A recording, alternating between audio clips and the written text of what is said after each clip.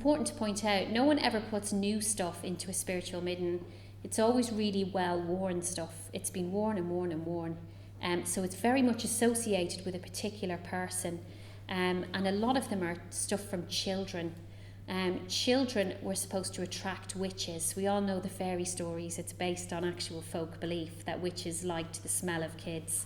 And they would be attracted to it. And then the objects in the midden would confuse the witch.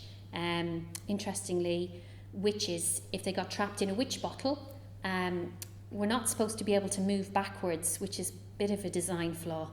A bit like a Dalek who can't go upstairs. So they couldn't move backwards. So they're trapped forever in the midden.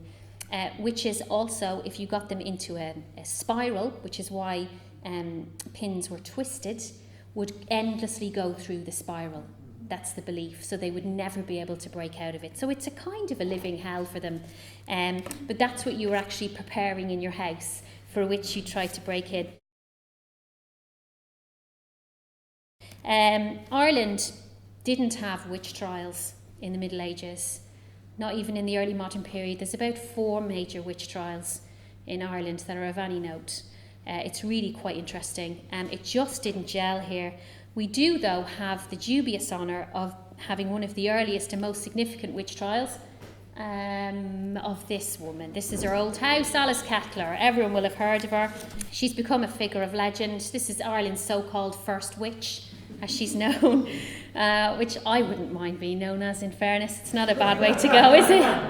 You're known as Ireland's first witch? Nice, okay.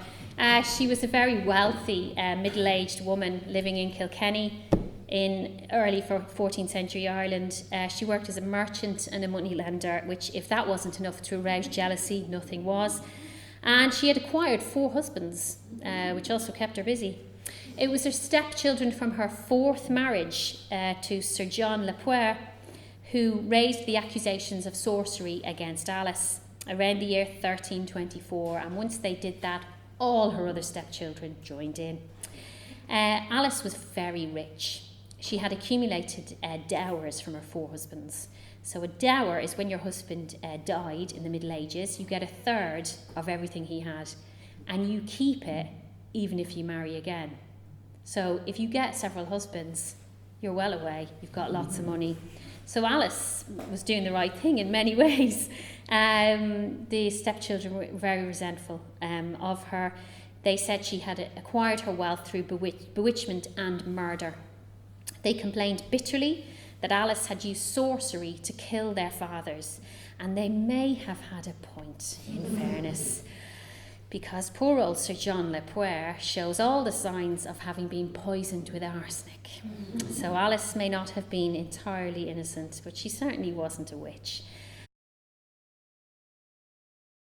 Magic is associated with controlling bodily systems quite a lot, and because women do that, magic begins to be seen as a woman's art.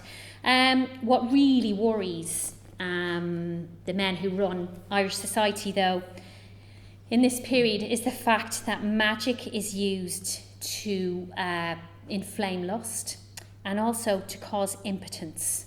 And this really causes them quite a bit of worry all across the legal and religious spectrum. So if women are interrupting things like the making of heirs and the normal satisfying of lusts after marriage, this is a problem for the kin group. So it's a problem for greater Irish society. Women who practice magic are seen as agents of chaos in essence. But female magic working isn't always so easy to condemn, especially when it's carried out once again by a saint. Here she is, St. Brigid, Ireland's premier female saint. Irish saints' hagiographies are full of marvels, full of magic working. It's seen as better than pagan because it called on God, so it's not really seen as magic in that sense, but essentially it is. And we can see one example of magic working in a case study from St. Brigid's hagiography. There are 4 versions of the life of St. Brigid. What I'll look at is the Old Irish one. So what happens is essentially St. Brigid is going about her work and a man comes into her. It says, a man of Kells by origin, whom his wife hated, came to Brigid for help. Brigid blessed some water. He took it with him, and his wife, having been sprinkled therewith, she straight away loved him passionately. Job done. It doesn't work, I'm just saying that. You need a saint. Good luck with finding one in modern Ireland. Don't exist anymore.